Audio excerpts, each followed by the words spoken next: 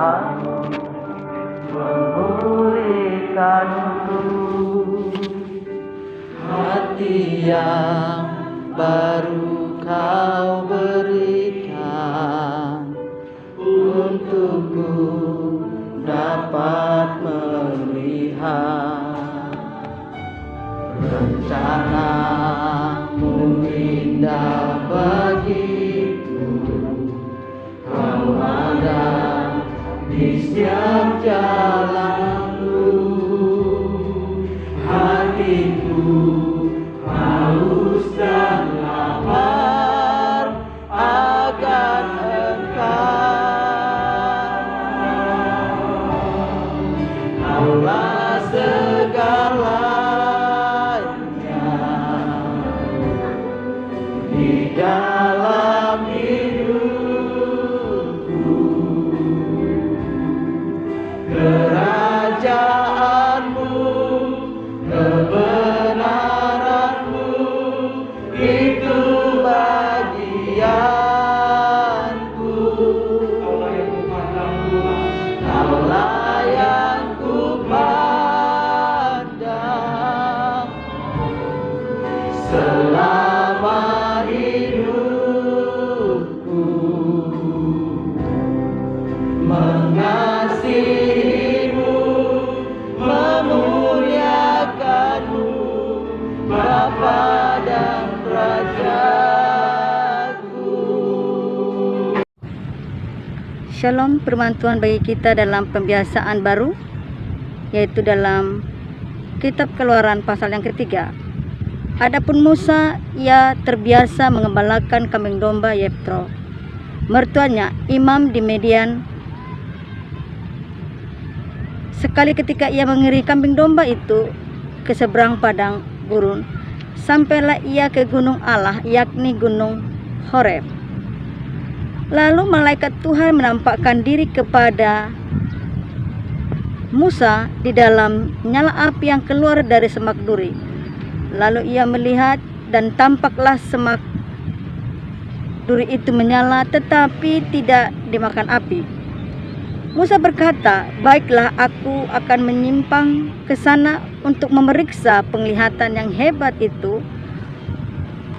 Mengapakah tidak terbakar semak duri itu?" Ketika melihat Tuhan bahwa Musa menyimpang untuk memeriksanya, berserulah Allah dari tengah-tengah semak duri itu kepadanya, "Musa, Musa." Dan ia menjawab, "Ya Allah." Lalu berfirmanlah Tuhan, "Jangan datang dekat-dekat, tanggalkanlah kasutmu dari kakimu, sebab tempat ini di mana engkau berdiri itu adalah tanah yang kudus." Lalu ia berfirman, "Akulah Allah ayahmu, Allah Abraham, Allah Ishak, dan Allah Yakub." Lalu Musa menutupi mukanya sebab ia takut memandang Allah. Dan Tuhan berfirman, "Aku telah memperhatikan dengan sungguh-sungguh sengsara umatku di tanah Mesir, dan aku telah mendengarkan seruan mereka yang disebabkan oleh pengerah-pengerah mereka. Ya, aku mengetahui penderitaan mereka. Sebab itu aku telah turun untuk melepaskan mereka dari tangan orang Mesir dan menuntun mereka keluar dari negeri itu ke suatu negeri yang baik dan luas, suatu negeri yang berlimpah-limpah susu dan madunya, ke tempat orang Kanaan, orang Het, orang Amori, orang Peris, orang Hewi, dan orang Yebus. Sekarang seruan orang Israel telah sampai kepadaku, juga telah kulihat betapa kerasnya orang Mesir menindas mereka. Jadi sekarang pergilah, aku mengutus engkau kepada Fir'aun untuk membawa umatku orang Israel keluar dari Mesir." Tetapi Musa berkata kepada Allah, "Siapakah aku ini? Maka aku akan menghadap Fir'aun dan membawa orang Israel keluar dari Mesir." Lalu firman-Nya, "Bukankah aku ini akan menyertai engkau? inilah tanda bagimu bahwa aku yang mengutus engkau. Apabila engkau telah membawa bangsa itu keluar dari Mesir, maka kamu akan beribadah kepada Allahku di gunung ini. Lalu Musa berkata kepada Allah, tetapi apabila aku mendapatkan orang Israel dan berkata kepada mereka, Allah nenek moyangmu telah mengutus aku kepadamu, dan mereka bertanya kepadaku, bagaimana tentang namanya? Apakah yang harus kujawab kepada mereka? Firman Allah kepada Musa, aku adalah aku. Lagi firman-Nya, beginilah kau katakan kepada orang Israel itu, akulah aku telah mengutus aku kepadamu. Selanjutnya berfirman lah Tuhan kepada Musa, beginilah kau katakan kepada orang Israel, Tuhan Allah nenek moyangmu, Allah Abraham, Allah Ishak dan Allah Yakub telah mengutus aku kepadamu. Itulah namaku untuk selama-lamanya, dan itulah sebutanku turun temurun.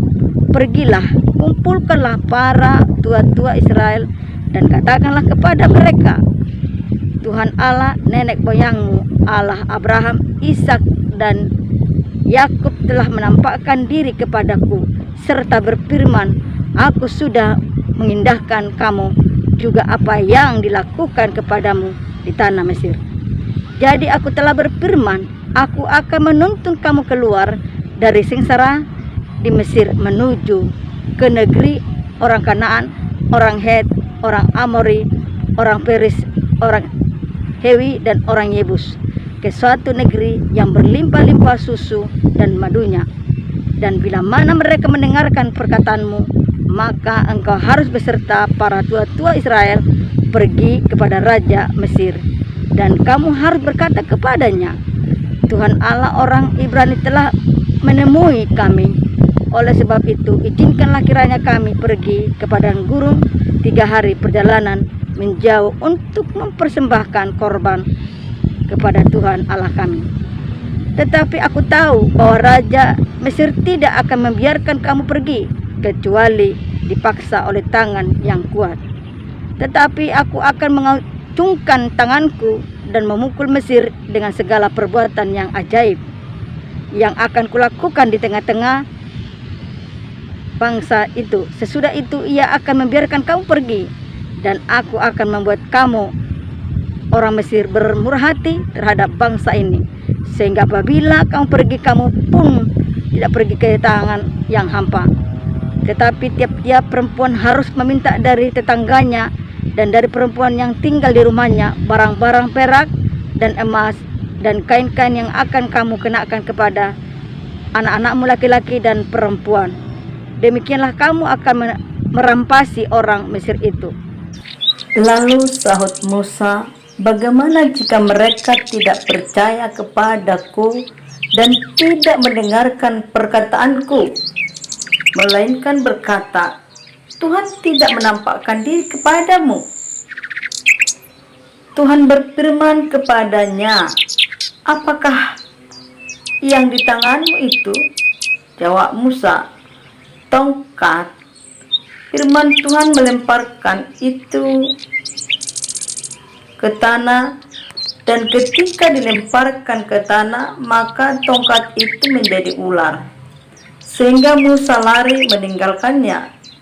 Tetapi firman Tuhan kepada Musa, ulurkanlah tanganmu dan peganglah ekornya. Musa mengulurkan tangannya, ditangkapnya ular itu, lalu menjadi tongkat di tangannya,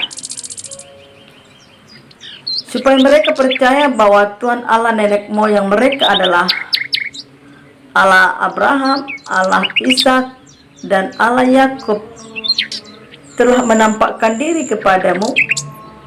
Lalu firman Tuhan kepadanya, masukkanlah tanganmu ke dalam bajumu. Dimasukkannya tangannya ke dalam bajunya, dan setelah ditariknya keluar, maka tangannya kena kusta, putih seperti salju. Sesudah itu firman-Nya masukkanlah tanganmu kembali ke dalam bajumu. Musa memasukkannya tangannya kembali ke dalam bajunya, dan setelah ditariknya keluar, maka tangan itu putih kembali seperti seluruh badannya. Jika mereka tidak percaya kepadamu dan tidak mengindahkan tanda mujizat yang pertama, maka mereka akan percaya kepada tanda mujizat yang kedua. Jadi jika mereka tidak juga percaya kepada kedua tanda mujizat ini dan tidak mendengarkan perkataanmu, maka engkau harus mengambil air dari sungai Nil dan harus kau curahkan ke tanah yang kering, lalu yang kau ambil itu akan menjadi darah di tanah yang kering itu.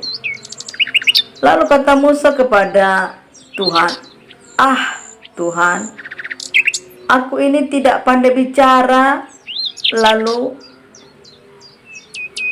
dulu pun tidak ada sejak engkau berfirman, kepada hambamu pun tidak, sebab aku berat mulut dan berat lidah." Tetapi Tuhan berfirman kepadanya, "Siapakah yang membuat lidah manusia? Siapakah yang membuat orang bisu atau tuli? Membuat orang melihat atau buta?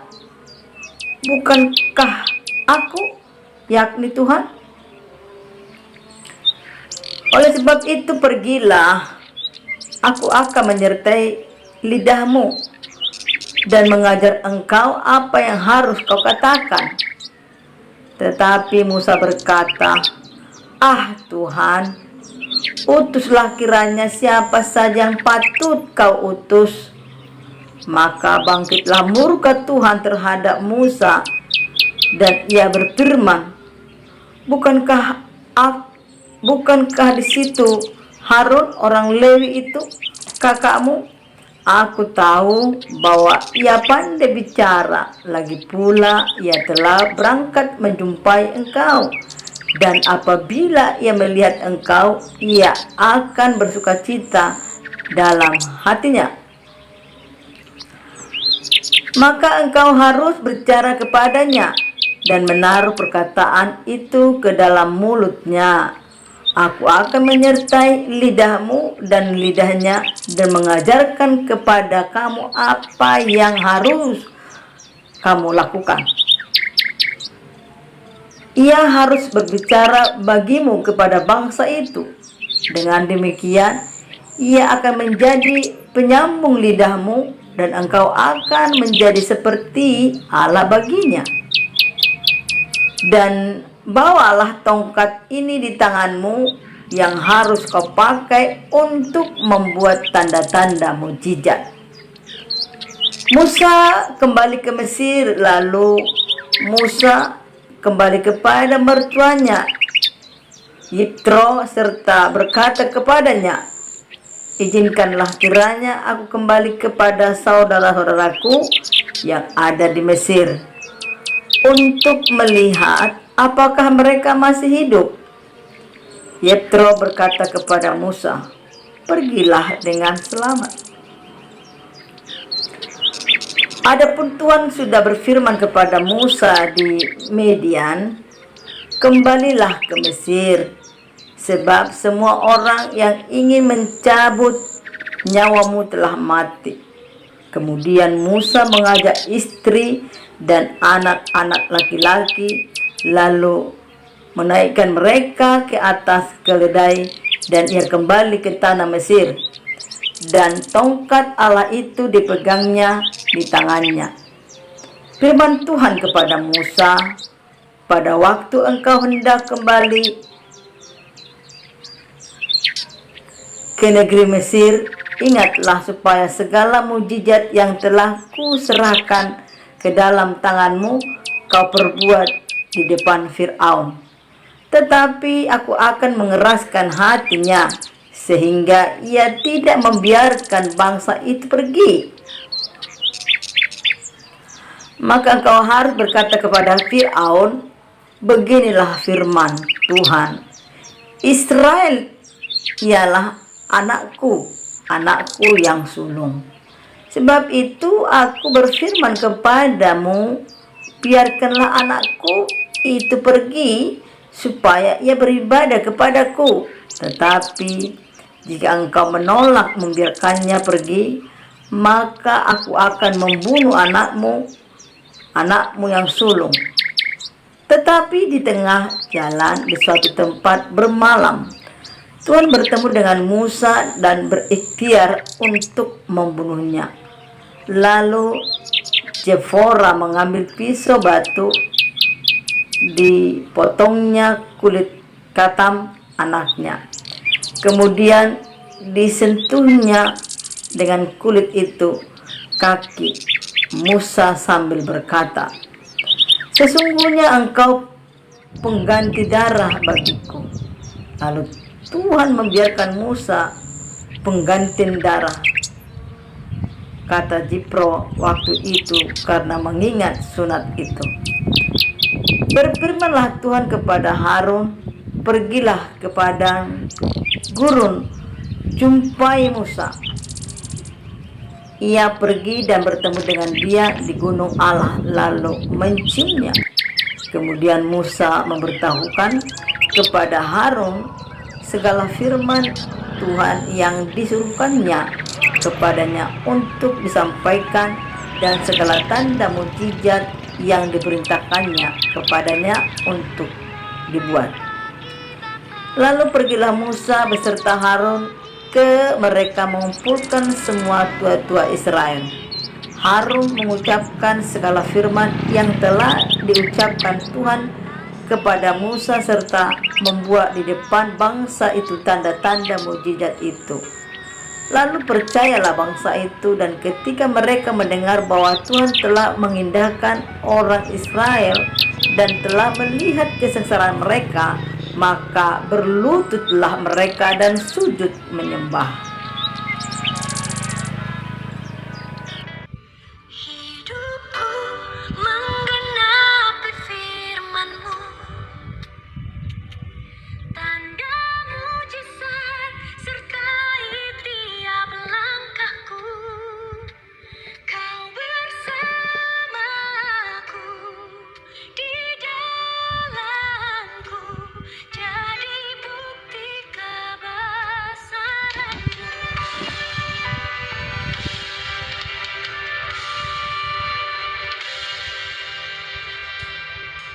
Tuhan, Kau sempurna dalam rencana-Mu dan karya-Mu. Ku serahkan hidupku, murnikan dengan Roh-Mu. Tuhan, Kau sempurna dalam rencana-Mu dan karya-Mu. Ku serahkan hidupku,